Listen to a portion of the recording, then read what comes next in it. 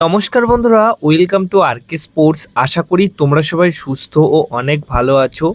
কিছুক্ষণ আগেই আজ যে ম্যাচটা হয়ে গেল, ডুরান্ড কাপের প্রথম ম্যাচ ছিল, ইন্ডিয়ান ফুটবল টুর্নামেন্টের প্রথম ম্যাচ ছিল এবং সবথেকে বড় একটা ম্যাচ ছিল কলকাতা ডার্বি ম্যাচ, যেখানে এই কলকাতা ডার্বি ম্যাচে মরশুমের প্রথম কলকাতা ডার্বি ম্যাচে ইস্টবেঙ্গল এফসিকে 1-0 গোলে হারিয়ে প্রথম জয় পেয়েছে মোহনবাগান দল। তো এই অবধি তো সব কিছু ঠিকঠাক আছে, কিন্তু ম্যাচ শেষ হওয়ার পর দুটি ঘটনা নিয়ে তোমাদেরকে এই ভিডিওতে বলবো যেগুলো ঘটেছে। তার আগে তোমাদেরকে বলে দিই যে এই ম্যাচে মোহনবাগান দলের হয়ে দুরন্ত পারফরমেন্স করেছে বিশাল কায়েত। মানে পার্সোনালি এই ডার্বিতে বিশাল কায়েতকে নিয়ে আলাদা একটা ভিডিওতে কথা বলার মতো সে পারফরমেন্স করেছে। তো সেটাই আর কি বলছি যে বিশাল কায়েত আজকে যে সেভগুলো দিয়েছে, সত্যিই মোহনবাগান দলের গোলরক্ষকের বাজ পাখির যে কাজ, সেই কাজটা কিন্তু খুব ভালো করে করেছে। তাই বিশাল কায়েতকে অনেক অনেক সাধুবাদ জানাতেই হয়। এর পাশাপাশি আর একটা প্লেয়ারকে দেখে সবার মানে ভালো লাগার মতো পারফরমেন্স সে করেছে, সবারই ভালো লেগেছে। খুবই ইমপ্রেসিভ একটা পারফরমেন্স সে দিয়েছে এই বয়সে এসেও। বিষয়টা হচ্ছে যে তার থেকেও কম বয়সী ফুটবলাররা একটু ফিটনেসের অভাব দেখা দিয়েছিল এই ম্যাচে, কিন্তু সে পুরো কন্টিনিউ করেছে পুরো ম্যাচ 90 মিনিট, প্রায় 95 মিনিট কন্টিনিউ করেছে। 35 বছর বয়সে ইন্ডিয়ান সেন্টার ব্যাক পজিশনের ফুটবলার রাহুল ভেকে এই 35 বছর বয়সে এসে অনেক বিদেশি ফুটবলার রিটায়ারমেন্ট ঘোষণা করে, আমরা দেখেছি, কিন্তু 35 বছর বয়সী এই রাহুল ভেকে খুবই ভালো পারফরমেন্স করেছে এবং নজর কাড়া পারফরমেন্স দিয়েছে। ভাবতেই পারছো যে 35 বছর বয়সে যদি অন্যান্য বিদেশি ফুটবলাররা রিটায়ারমেন্ট ঘোষণা করতে পারে, সেই জায়গাতে মোহনবাগান দলের এই ভারতীয় সেন্টার ব্যাক দুরন্ত পারফরমেন্স খেলে দিল, তাও আবার নর্মাল ম্যাচে নয়, একটা হাই ভোল্টেজ ম্যাচে, বড় ম্যাচে কিন্তু দুরন্ত পারফরমেন্স করলো। তো অবশ্যই এই ফুটবলারটিকে নিয়ে সাধুবাদ জানাতেই হবে। 1 বছরের চুক্তিতে নতুন সংস্করণ মোহনবাগান দলের স্কোয়াডে দুর্দান্ত খেলেছে। মোটামুটি এই প্লেয়ারটিকে 10-এর মধ্যে তোমরা কত দেবে পারফরমেন্সে, সেটা অবশ্যই কমেন্ট বক্সে জানিও। এবার কোচ নিয়ে যদি বলি, তাহলে কোচ প্যানোস অবশ্যই, মানে তিনি যা দেখালো প্রথম ম্যাচে, তাতে করেই এই কোচকে আরও যত সুযোগ দেওয়া হবে, এই কোচ কিন্তু সেরা লেভেলে জায়গায় নিয়ে যাবে মোহনবাগান দলকে। এই কোচের আন্ডারেই সাহাল আব্দুল সামাদ দুর্দান্ত খেলে দিল, কিয়ান নাসিরি একটু হলেও অফ ফর্মে ছিল, সেখান থেকে ভালো খেললো। মোটামুটি সব পজিশনের সব ফুটবলাররাই কিন্তু আরও অন্য লেভেলের পারফরমেন্স করেছে, মানে আরও ভেতর থেকে উজ্জীবিত হয়েছে এই কোচের আন্ডারে পড়ে। তো সবে একটা ম্যাচ, আরও ম্যাচ গড়ালে আরও ভালো করবে।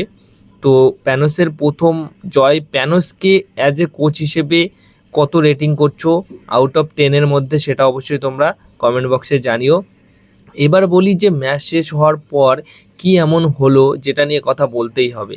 সেটা হচ্ছে ম্যাচটা শেষ হলো 90 মিনিট, 95 মিনিটের পর যে বাঁশিটা বাজানো হলো রেফারির তরফ থেকে, সেটা যখন হয়ে গেল, যখন দুই কোচ একে অপরের সাথে যে সাক্ষাৎটা করে, হাত মেলায়, সেটা করতে গিয়ে একদম ভালোভাবেই প্যানোস কিন্তু সেটা করতে গিয়ে হাবাসের সাথে একটু হলেও মোটামুটি কথাবার্তা এমন কিছু হচ্ছিল, যেখানে হাবাস রাগ করে আর কি কিছু বোঝাতে চাইছিল যে রেফারি সম্পর্কে, বা কোনো একটা পজিশনে এমন কিছু ঘটনা ঘটেছে ম্যাচে যেটা হাবাসের পছন্দ হয়নি, যেটা ঠিক বলে মনে হয়নি, এরকম আর কি।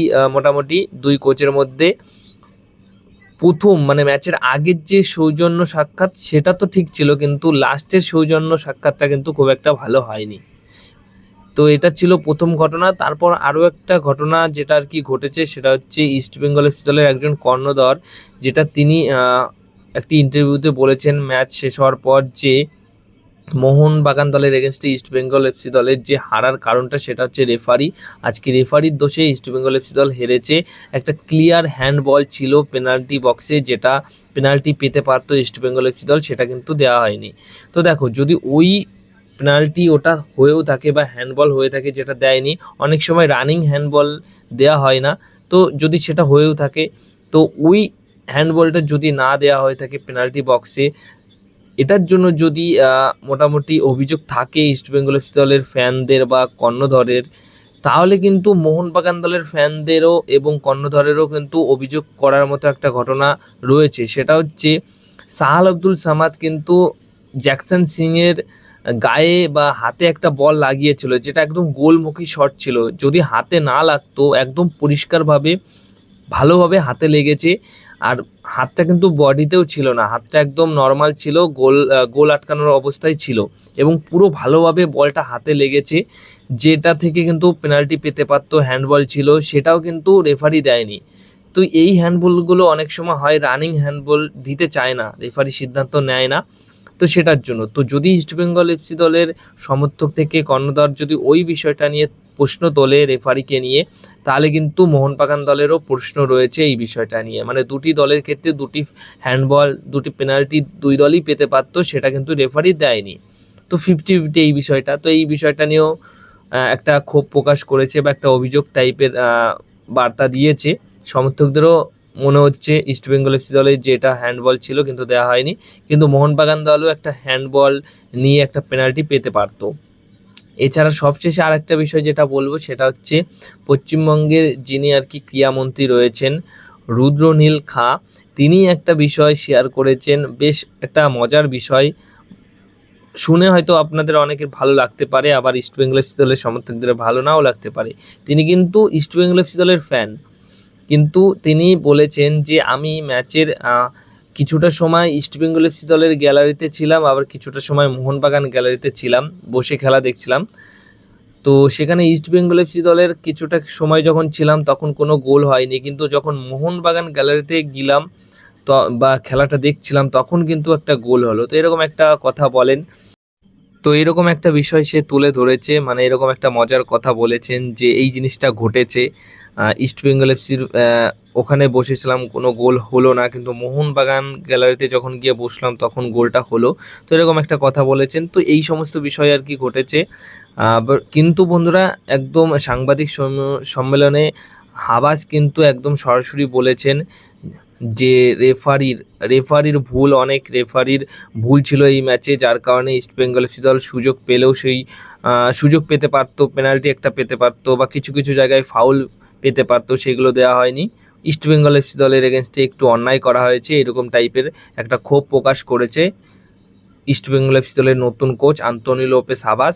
তো ডার্বি ম্যাচের বা মরশুমের প্রথম ম্যাচে কিন্তু হাবাস আর প্যানোসের মধ্যে যদি কাউকে এগিয়ে রাখতে হয়, তাহলে কিন্তু এই যাত্রায় বা এই ক্ষেত্রে কিন্তু প্যানোস জিতে গেছে।